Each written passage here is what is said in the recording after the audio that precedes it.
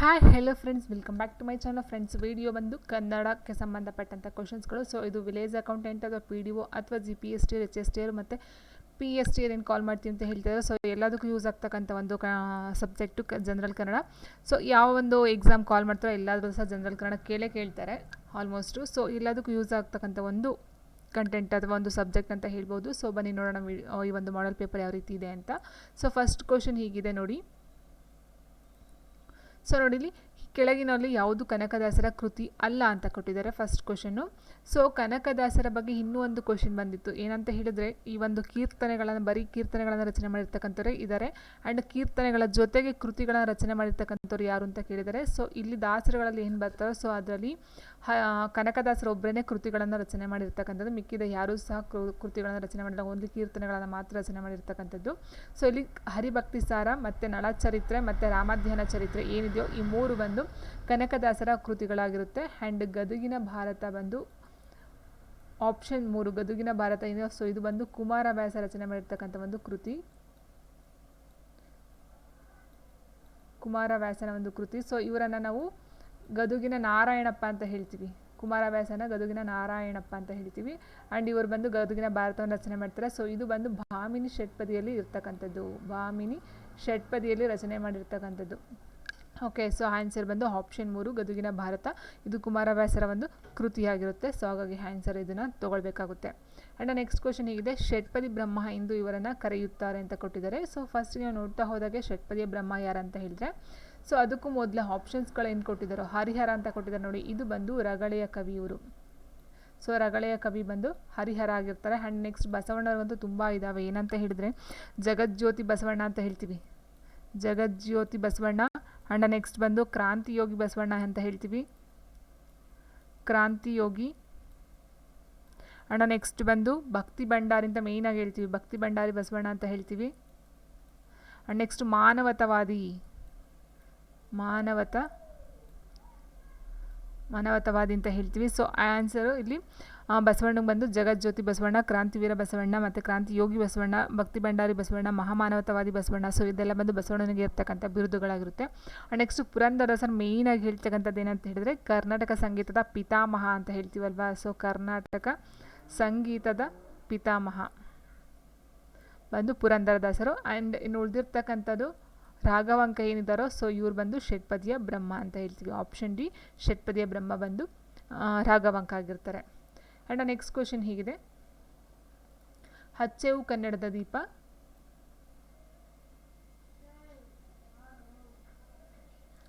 ಹಚ್ಚೆವು ಕನ್ನಡದ ದೀಪ, ಕರುನಾಡ ದೀಪ, ಸಿರಿನುಡಿಯ ದೀಪ, ಒಲವೆತ್ತಿ ತೋರುವ ದೀಪ ಈ ಪದ್ಯದ ಸಾಲುಗಳನ್ನು ಬರೆದ ಕವಿ ಯಾರು ಅಂತ ಕೊಟ್ಟಿದ್ದಾರೆ. ಸೊ ಇಲ್ಲಿ ನಾವು ನೋಡ್ತಾ ಹೋದಾಗೆ ಆನ್ಸರ್ ತುಂಬ ಸರಿ ಕೇಳಿದ್ದಾರೆ ಈ ಕ್ವಶನು. ಹಚ್ಚೆವು ಕನ್ನಡದ ದೀಪ, ಕರುನಾಡ ದೀಪ, ಸಿರಿನುಡಿಯ ದೀಪ, ಒಲವೆತ್ತಿ ತೋರುವ ದೀಪ ಇದು ಬಂದು ಆಪ್ಷನ್ ಬಿ ಏನಿದೆಯೋ DS ಕರ್ಕಿರವರು ಬರೆದಿರ್ತಕ್ಕಂಥ ಒಂದು ಸಾಲುಗಳು ಅಂತ ಹೇಳಬಹುದು. ಆ್ಯಂಡ್ ನೆಕ್ಸ್ಟ್ ಕ್ವಶನ್, ಹೊಂದಿಸಿ ಬರೆಯಿರಿನ ಕೊಟ್ಟಿದ್ದಾರೆ. ಸೊ ನೋಡಿ, ಇಲ್ಲಿ ಗಿರೀಶ್ ಕಾರ್ನಾಡ್, P. ಲಂಕೇಶ್, ಚಂದ್ರಶೇಖರ್ ಕಂಬಾರ ಮತ್ತು ಚಂದ್ರಶೇಖರ್ ಪಾಟೀಲ್ಗೆ ಸಂಬಂಧಪಟ್ಟಂತೆ 4 ಕೃತಿಗಳನ್ನು ಕೊಟ್ಟಿದ್ದಾರೆ. ಸೊ ಇದು ಕೃತಿಗಳು ಅಂತ ಹೇಳೋದಕ್ಕಿಂತ ಹೆಚ್ಚಾಗಿ ಇದು ನಾಟಕಗಳು. ಸೊ ಇವರ ಒಂದು ನಾಟಕಗಳಿವು. ಯಾರು ಯಾವ ಒಂದು ನಾಟಕನ ಬರೆದಿದ್ದಾರೆ ಅಂತಕ್ಕಂಥದ್ದು. ಸೊ ಗಿರೀಶ್ ಕಾರ್ನಾಡ್ ಅಂತಕ್ಕಂಥವ್ರು ಏನಿದ್ರು, ಗಿರೀಶ್ ಕಾರ್ನಾಡ್ ಬಂದು ನಾಗಮಂಡಲ ಅಂತಕ್ಕಂಥ ಒಂದು ನಾಟಕವನ್ನು ರಚನೆ ಮಾಡ್ತಾರೆ. And next P. Lankesh, so ಇವ್ರು ಬಂದು ನನ್ನ ತಂಗಿಗೊಂದು ಗಂಡು ಕೊಡಿ ಅಂತಕ್ಕಂಥದ್ದು ಇವರದ ಒಂದು ನಾಟಕ ಆಗಿರುತ್ತೆ. ಆ್ಯಂಡ್ ಚಂದ್ರಶೇಖರ್ ಕಂಬಾರ ಅಂತಕ್ಕಂಥವ್ರು ಇವ್ರು ಬಂದು ಜೋಕುಮಾರ ಸ್ವಾಮಿ, ಇದು ಗೊತ್ತಿರ್ತಕ್ಕಂಥದ್ದಲ್ವಾ. ಸೊ ಜೋಕುಮಾರ ಸ್ವಾಮಿ ಆ್ಯಂಡ್ ಚಂದ್ರಶೇಖರ್ ಪಾಟೀಲ್ ಬಂದು ಕೊಡೆಗಳು ಅಂತಕ್ಕಂಥ ನಾಟಕಗಳನ್ನು ರಚನೆಯನ್ನು ಮಾಡ್ತಕ್ಕಂಥದ್ದು. ಸೊ ಹಾಗಾಗಿ ಆನ್ಸರ್ ತೊಗೊಳ್ತಾ ಹೋದಾಗ ಗಿರೀಶ್ ಕಾರ್ನಾಡ್ ಬಂದು 3ನೇ ಆನ್ಸರು. ಸೊ ಆಪ್ಷನ್ ಇಲ್ಲಿದೆ ನೋಡಿ, ಎಗೆ 3, ಬಿಗೆ 4 ನನ್ನ ತಂಗಿಗೊಂದು ಗಂಡು ಕೊಡಿ, ಸಿ ಚಂದ್ರಶೇಖರ್ ಕಂಬಾರ ಬಂದು ಜೋಕುಮಾರ ಸ್ವಾಮಿ, ಚಂದ್ರಶೇಖರ್ ಪಾಟೀಲ್ ಬಂದು ಕೊಡೆಗಳು, ಆಪ್ಷನ್ 1. ಆ್ಯಂಡ್ ನೆಕ್ಸ್ಟ್ ಕ್ವಶನ್ ಹೀಗಿದೆ, ತಾಳಬೇಕು ತಕ್ಕ ಮೇಳಬೇಕು, ಶಾಂತವೇಳಿಬೇಕು ಗಾನ ಪಾಡುವಗೆ ಈ ಸಾಲುಗಳ ಕೀರ್ತನಕಾರ ಯಾರು ಅಂತ ಕೇಳಿದರೆ, ತಾಳಬೇಕು ತಕ್ಕ ಮೇಳಬೇಕು, ಶಾಂತವೇಳಬೇಕು ಗಾನ ಪಾಡುವಗೆ ಈ ಸಾಲುಗಳ ಕೀರ್ತನಕಾರ ಯಾರು, ಈ ಒಂದು ಸಾಲುಗಳನ್ನು ರಚನೆ ಮಾಡಿರ್ತಕ್ಕಂಥದ್ದು, ಈ ಕೀರ್ತನೆಯನ್ನು ಯಾರು ರಚನೆ ಮಾಡಿರ್ತಕ್ಕಂಥದ್ದು. ಸೊ ಆನ್ಸರ್ ಬಂದು ಆಪ್ಷನ್ ಎ ಏನಿದೆಯೋ ಪುರಂದರದಾಸರ ಒಂದು ಸಾಲುಗಳಾಗಿರುತ್ತೆ. ಆ್ಯಂಡ್ ನೆಕ್ಸ್ಟ್ ಕ್ವಶನ್ ಹೀಗಿದೆ, ಕಿಕ್ಕಿರಿದ ಸಭೆ ಎಂಬುದು ಯಾವ ಒಂದು ವಿಶೇಷಣ ಅಂತ ಕೇಳಿದರೆ ಪರಿಮಾಣವಾಚಕ ವಿಶೇಷಣ, ಸಂಖ್ಯಾವಾಚಕ ವಿಶೇಷಣ, ಗುಣವಾಚಕ ವಿಶೇಷಣ ಮತ್ತು ನಿಶ್ಚಿತ ಸಂಖ್ಯಾವಾಚಕ ವಿಶೇಷಣ ಅಂತ ಕೊಟ್ಟಿದ್ದಾರೆ. ಸೊ ಕಿಕ್ಕಿರಿದ ಸಭೆ ನೋಡಿ, ಕಿಕ್ಕಿರಿದ ಅಂತ ಹೇಳಿದ್ರಲ್ಲಿ ತುಂಬ ಜನಗಳಿಗೆ ನಾವು ಕಿಕ್ಕಿರಿದ ಅಂತ ಹೇಳ್ತಕ್ಕಂಥದ್ದು. ಇಟ್ ಮೀನ್ಸ್ ಅಲ್ಲಿ ಗುಣವಾಚಕ ಬರೋದಿಲ್ಲ ಫಸ್ಟ್ ಆಫ್ ಆಲು. ಆ್ಯಂಡ್ ಸಂಖ್ಯಾವಾಚಕ ಮತ್ತು ಸಂಖ್ಯಾವಾಚಕ ಏನು ಕೊಟ್ಟಿದ್ದಾರೋ, ಸಂಖ್ಯಾವಾಚಕ ಅಂತ ನಾವು ಹೇಳ್ತಾ ಹೋದಾಗ ಇಲ್ಲಿ 1 2 ಇಟ್ ಮೀನ್ಸ್ ಸಂಖ್ಯೆಗಳನ್ನ ಬರ್ತಕ್ಕಂಥದ್ದು ನಾವು ಸಂಖ್ಯಾವಾಚಕ ಅಂತ ಹೇಳ್ತೀವಿ. ಆ್ಯಂಡ್ ಪರಿಮಾಣವಾಚಕ ಏನಿದೆಯೋ, ಸೊ ಕಿಕ್ಕಿರಿದ ಮೀನ್ಸ್ ಇಲ್ಲಿ ಜನಗಳನ್ನು ಅಳತೆ ಆಗ್ತಕ್ಕಂಥದ್ದು. ಸೊ ಅಳತೆ ಪ್ರಮಾಣವನ್ನು ಬರ್ತಕ್ಕಂಥದ್ದು ಪರಿಮಾಣವಾಚಕದಲ್ಲಿ. ಸೊ ಹಾಗಾಗಿ ಆನ್ಸರ್ ಬಂದು ಇಲ್ಲಿ ಆಪ್ಷನ್ ಎ ಏನಿದೆಯೋ ಪರಿಮಾಣವಾಚಕ ವಿಶೇಷಣ. ಕಿಕ್ಕಿರಿದ ಮೀನ್ಸ್ ಪರಿಮಾಣವಾಚಕ. ಇಟ್ ಮೀನ್ಸ್ ಅಲ್ಲಿ ಜನಗಳನ್ನು ಎಷ್ಟು ಜನ ಅನ್ನೋದ್ರ ಬದಲಾಗಿ ಕಿಕ್ಕಿರಿದ ಅಂತಕ್ಕಂಥ ಒಂದು ವರ್ಡನ್ನು ಹೇಳ್ತಕ್ಕಂಥದ್ದು. ಆ್ಯಂಡ್ ನೆಕ್ಸ್ಟ್ ಕ್ವೆಶನ್ ಹೀಗಿದೆ, ತರಕ್ಷು ಪದದ ಸಮಾನಾರ್ಥಕ ಪದ ಏನು ಅಂತ ಕೇಳಿದರೆ ಮೇಕೆ, ಜಿಂಕೆ, ಹುಲಿ ಮತ್ತು ಚಿರತೆ ಅಂತ ಕೊಟ್ಟಿದ್ದಾರೆ. ಸೊ ತರಕ್ಷು ಪದದ ಅರ್ಥ ಸಮಾನಾರ್ಥಕ ಪದ ವೆರಿ ಇಂಪಾರ್ಟೆಂಟು. ಅದರ ಅರ್ಥ ಬಂದು ಆಪ್ಷನ್ ಸಿ ಏನಿದೆ ಹುಲಿನ ತರಕ್ಷು ಅಂತ ಹೇಳ್ತಾರೆ.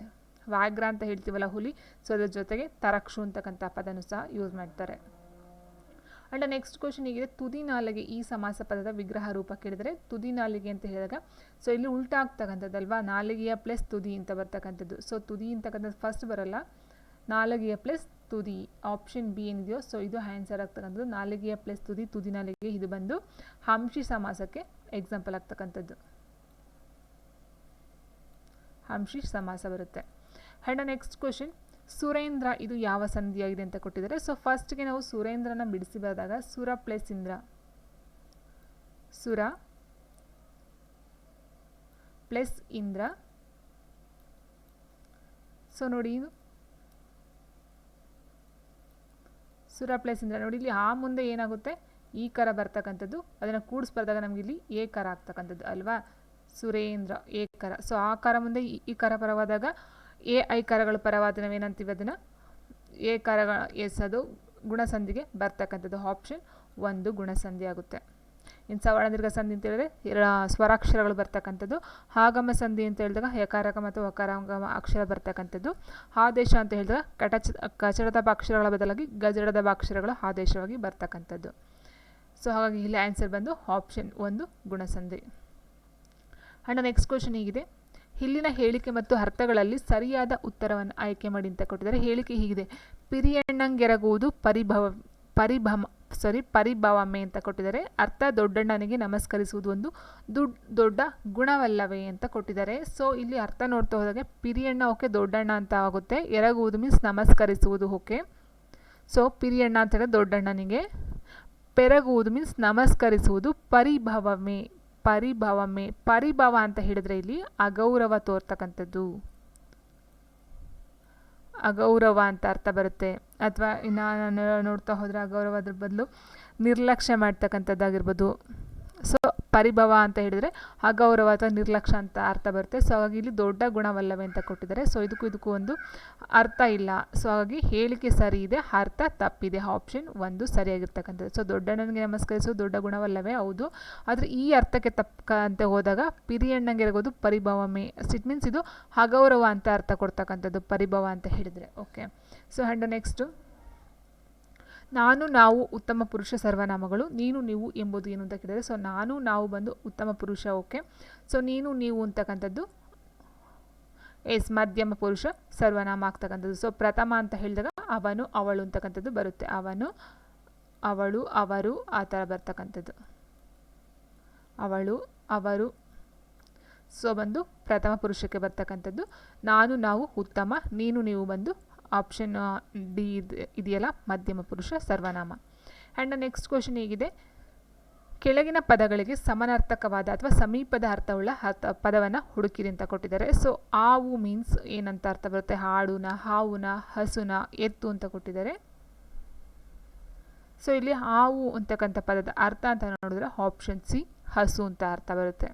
ಆ್ಯಂಡ್ ನೆಕ್ಸ್ಟ್ ಜಕಾತಿ ಪದದ ಅರ್ಥ ಚಪಾತಿ, ದರ, ಸುಂಕ ಆ್ಯಂಡ್ ಜಗಳ ಅಂತ ಕೊಟ್ಟಿದ್ದಾರೆ. ಸೊ ಇದು ಆಲ್ರೆಡಿ ರಿಪೀಟೆಡ್ ಕ್ವಶನ್ಸು ತುಂಬ ಸಾರಿ ಬಂದಿದೆ ಎಕ್ಸಾಮಲ್ಲಿ.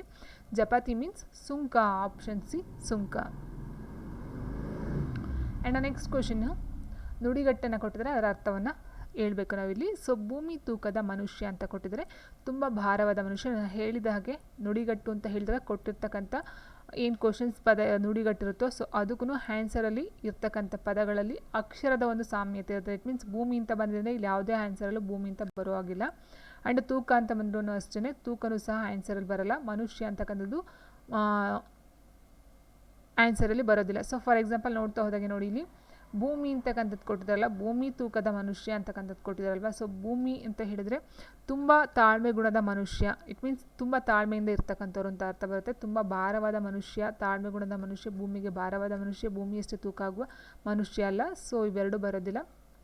ತುಂಬ ತಾಳ್ಮೆ ಗುಣದ ಮನುಷ್ಯ, ಆಪ್ಷನ್ ಬಿ. ನೆಕ್ಸ್ಟು ತಲೆ ತೊಳೆದುಕೊಳ್ಳು ಅಂತ ಕೊಟ್ಟರೆ ತಲೆಯನ್ನು ಶುಚಿಗೊಳಿಸು ಅಂತ ಬರುತ್ತಾ, ಇಲ್ಲ ತಲೆಯನ್ನು ತೆರೆದು ನಿಲ್ಲುವುದು ಅಂತ ತಪ್ಪಾಗುತ್ತೆ. ಆ್ಯಂಡ್ ಇಲ್ಲಿ ನೆರಡ ಅರ್ಥದಲ್ಲಿ ಸಂಬಂಧವನ್ನು ಸಂಪೂರ್ಣ ಕಳೆದುಕೊಳ್ಳುವುದು, ಚಿಂತಾಕ್ರಾಂತನಾಗೋದು ಅಂತ ಹೇಳಿದಾಗ ತಲೆ ತೊಳೆದುಕೊಳ್ಳು ಅಂತ ಹೇಳಿದರೆ ಸಂಪೂರ್ಣವಾಗಿ ಸಂಬಂಧವನ್ನು ಕಳೆದುಕೊಳ್ತಕ್ಕಂಥದ್ದು, ಆಪ್ಷನ್ 3. ಆ್ಯಂಡ್ ನೆಕ್ಸ್ಟ್ ಕ್ವಶನ್ ಹೀಗಿದೆ, ಆಕಾಶಕ್ಕೆ ಏಣಿ ಹಾಕು ಅಂತ ಕೊಟ್ಟಿದ್ದಾರೆ. ಸೊ ಆಕಾಶ ಅಂತ ಹೇಳಿದಾಗ ಅದು ನಮ್ಗೆ ಗೊತ್ತಿದೆ, ಆಕಾಶಕ್ಕೆ ಎಷ್ಟೇ ಏಣಿ ಹಾಕಿದ್ರು ನಮಗೆ ನಾವು ಹತ್ತೋದಕ್ಕೆ ಸಾಧ್ಯನೇ ಆಗೋದಿಲ್ಲ. ಸೊ ಅದರ ಅರ್ಥದಲ್ಲಿ ನಾವು ನೋಡ್ತಾ ಹೋದಾಗ ಇಲ್ಲಿ ದೊಡ್ಡ ಏಣಿ ಹಾಕು ಅಂತ ಬರುತ್ತಾ, ಆಗೋದಿಲ್ಲ. ಕೈಗೂಡೋದಕ್ಕೆ ಪ್ರಯತ್ನಿಸು ಅಂತಕ್ಕಂಥದ್ದು. ಸೊ ಇಟ್ ಮೀನ್ಸ್ ನಮ್ಮ ಕೆಲಸ ಆಗಲ್ಲ ಅಂತ ಗೊತ್ತಿದ್ರು ಸಹ ಅದಕ್ಕೆ ತುಂಬ ತುಂಬ ತುಂಬ ಎಫರ್ಟನ್ನು ಹಾಕಿ ಮಾಡ್ತಕ್ಕಂಥದ್ದು. ಸೊ ಅದು ಫೈನಲ್ ಆಗಿ ಅದು ರಿಸಲ್ಟು ಸಿಗೋದಿಲ್ಲ. ಇಟ್ ಮೀನ್ಸ್ ಕೈಗೂಡೋದಕ್ಕೆ ಪ್ರಯತ್ನಿಸು, ಆಕಾಶಕ್ಕೆ ಏಣಿ ಹಾಕು. ಸೊ ನಮ್ಗೆ ಗೊತ್ತಿದೆ ಆಕಾಶ ತುಂಬ ದೊಡ್ಡದಿದೆ, ಎಷ್ಟೇ ಪ್ರಯತ್ನ ಮಾಡಿದ್ರು ಏಣಿ ಹಾಕೋದಕ್ಕೆ ಸಾಧ್ಯ ಆಗೋದಿಲ್ಲ ಅಂತ. ಸೊ ಕೈಗೂಡೋದಕ್ಕೆ ಪ್ರಯತ್ನಿಸು. ಆ್ಯಂಡ್ ನೆಕ್ಸ್ಟು ವಿರುದ್ಧಾರ್ಥಕ ಪದಗಳನ್ನು ಕೇಳಿದರೆ ಆತಂಕ ಪದದ ವಿರುದ್ಧ ಪದ ನಿರಾತಂಕ, ಆಪ್ಷನ್ ಸಿ. ಆ್ಯಂಡ್ ನೆಕ್ಸ್ಟು ನಾಕ ಪದದ ವಿರುದ್ಧ ಪದವನ್ನು ಕೇಳಿದರೆ ಇಲ್ಲಿ ಆಪೋಸಿಟ್ ವರ್ಡು. ಸೊ ನಾಕಗೆ ಒಂದು ಸಮಾನಾರ್ಥಕ ಪದ ಅಂತ ಹೇಳಿದ್ರೆ ಸ್ವರ್ಗ ಅಂತಕ್ಕಂಥದ್ದು ಸಮಾನಾರ್ಥಕ ಪದ. ಸೊ ಏನು ಕೊಟ್ಟಿದ್ದಾರೆ ಇಲ್ಲಿ ಸ್ವರ್ಗ, ಇದು ಬಂದು ಸಮಾನಾರ್ಥಕ ಪದ ಆಗುತ್ತೆ. ಸೊ ನರಕ ಅಂತಕ್ಕಂಥದ್ದು ಆನ್ಸರು, ನಾಕಗೆ ನರಕ ಬಂದು ಆಪೋಸಿಟ್ ವರ್ಡ್, ಓಕೆ, ವಿರುದ್ಧ ಪದ. ಸೊ ನಾಕ ನರಕ ವಿರುದ್ಧ ಪದ, ನಾಕಾಗೆ ಸ್ವರ್ಗ ಸಮಾನಾರ್ಥಕ. ಸುಖವೆಂದರೆ ಏನೆಂಬ ಕಲ್ಪನೆ ಬಹಳ ಕಡಿಮೆ, ಸುಖಕ್ಕಾಗಿ ಎಲ್ಲರೂ ಹಂಬಲಿಸುವವರೇ ಅಂತಕ್ಕಂಥದ್ದು ವಾಕ್ಯ ಆಗಬೇಕು. ಸುಖವೆಂದರೆ ಏನೆಂಬ ಕಲ್ಪನೆ ಬಹಳ ಕಡಿಮೆ, ಸೊ ಸುಖಕ್ಕಾಗಿ ಎಲ್ಲರೂ ಹಂಬಲಿಸುವವರೇ. ಸೊ ಈ ಥರ ಬರ್ತಕ್ಕಂಥದ್ದು PRQS ಅಂತಕ್ಕಂಥ ಆಪ್ಷನ್ ಬಿ. ಆ್ಯಂಡ್ ನೆಕ್ಸ್ಟ್ ಗಾನಯೋಗಿ ಎಂಬ ಅವರಿಗೆ ಬಿರುದು ಇದೆ ಅಂತ ಕೊಟ್ಟಿದ್ದಾರೆ, ಗಾನಯೋಗಿ ಎಂಬ ಬಿರುದು. ಸೊ ಇಲ್ಲಿ ನಾವು ನೋಡ್ತಾ ಹೋದಾಗೆ, ಸೊ ನೋಡಿ ಅವರಿಗೆ ಗಾನಯೋಗಿ ಎಂಬ ಬಿರುದು ಇದೆ. ಸೊ ಅವರಿಗೆ ಮೀನ್ಸ್ ಇಲ್ಲಿ ಕರ್ತೃಪದ ಅಥವಾ ಸರ್ವನಾಮ ಬರ್ತಕ್ಕಂಥದ್ದು. ಆ್ಯಂಡ್ ನೆಕ್ಸ್ಟ್ ಅವರಿಗೆ ಗಾನಯೋಗಿ ಎಂಬ ಬಿರುದು ಇದೆ. ಸೊ RPQS ಅಂತಕ್ಕಂಥದ್ದು. ಆ್ಯಂಡ್ ನೆಕ್ಸ್ಟು ತಪಸ್ಸು ಮಾಡುವುದಕ್ಕೆ ಬಾರದು ನನಗೆ ಮನಸ್ಸು ಅಂತ ಕೊಟ್ಟಿದ್ದಾರೆ. ಸೊ ತಪಸ್ಸು ಮಾಡುವುದಕ್ಕೆ ಬಾರದು ನನಗೆ ಮನಸ್ಸು. ಸೊ ನನಗೆ ಸರ್ವನಾಮ ಅಥವಾ ಏನು ನಾಮಪದ ಬರ್ತಕ್ಕಂಥದ್ದು. ಸೊ ಆಪ್ಷನ್ 1 ಫಸ್ಟ್ ಬರಬೇಕು.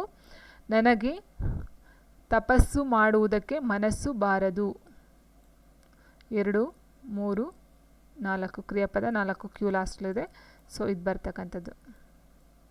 ಆ್ಯಂಡ್ ನೆಕ್ಸ್ಟ್ ಕ್ವಶನ್, ಶಿಕ್ಷಕರು, ಸೊ ಇಲ್ಲಿ ಕೊಟ್ಟಿರ್ತಕ್ಕಂಥದ್ದೇನು ತಪ್ಪಿಲ್ಲ ಅಂತಕ್ಕಂಥದ್ದು.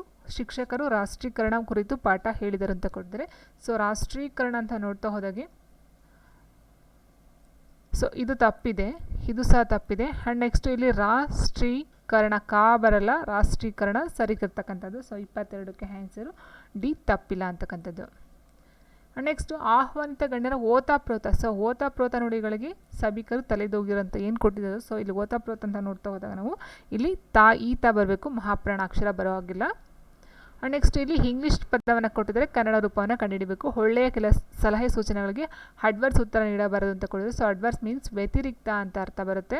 ಆ್ಯಂಡ್ ನೆಕ್ಸ್ಟು ಭಾರತವು ಸೆಕ್ಯುಲರ್ ಗಣರಾಜ್ಯವಾಗಿದೆ. ಸೆಕ್ಯುಲರ್ ಮೀನ್ಸ್ ಜಾತ್ಯತೀತ. ಆ್ಯಂಡ್ ನೆಕ್ಸ್ಟು ರಾಜ್ಯೋತ್ಸವವು ಕಾರ್ಯಕ್ರಮ. ಸೊ ಇಲ್ಲೇನಿದೆ, ಸುಧಾರಣೆ ಬೇಕಿಲ್ಲ, ದೋಷವನ್ನು ಪತ್ತೆ ಹಚ್ಚಬೇಕು. ವಿಜೃಂಭಣೆ ಪದದ ಒಂದು ಸರಿಯಾದ ರೂಪವನ್ನು ಕೇಳಿದರೆ. ಸೊ ಆನ್ಸರು ವಿಜೃಂಭಣೆ ಅಂತಕ್ಕಂಥ ಇಲ್ಲಿ ಯಾವುದೇ ಒಂದು ತಪ್ಪು ಕಂಡು ಬರ್ತಿಲ್ಲ. ಸೊ ಹಾಗೆ ಆನ್ಸರು ಸುಧಾರಣೆ ಬೇಕಿಲ್ಲ ಆಗುತ್ತೆ.